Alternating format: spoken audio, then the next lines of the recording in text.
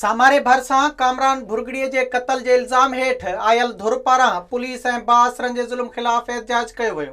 परियल ख़ान, एजाज़ भुरगड़ी ऐं ॿियनि दाहियो त कामरान भुरगड़ीअ जो मुख़्तलिफ़ धुरियुनि सां तकरार हलंदड़ हो, जंहिंजे क़त्ल बाद संदसि माइटनि हुननि मथां कूड़ा केस दाख़िल कराइण बाद घरनि ते हमलो करे भंजड़ाबाद सामान खणी विया आहिनि। असां ज़ुल्म कयो, असांजे खून जो केस दाख़िल हो, फुल लट करे सामान टोटल खणी विया, का शइ असां छॾी कोन्हे।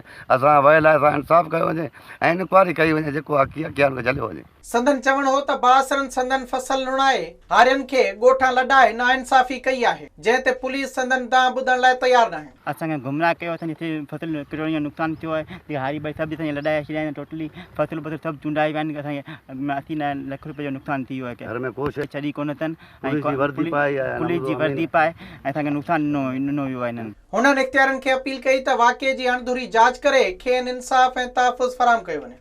विज़िट कयो अवामी आवाज़ मीडिया ग्रुप जी वेबसाइट awamiawaz.pk।